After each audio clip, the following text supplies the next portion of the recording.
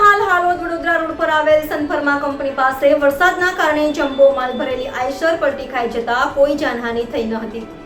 બીજી ગાડીમાં માલ ક્રોસિંગ કર્યો હતો, ત્યારબાદ ક્રેન બોલાવી આઈશર પોઝિશન પર કરી હતી. NN news Panchmahal. દર્શક મિત્રો, તમારી આસપાસ બની રહેલી અવનવી ઘટનાઓ વિશે જાણવા માટે NN ન્યૂઝને લાઈક કરો, શેર કરો, સબસ્ક્રાઇબ કરો અને બેલ આઇકન પ્રેસ કરો, જેથી આપને નોટિફિકેશન્સ મળતી રહે.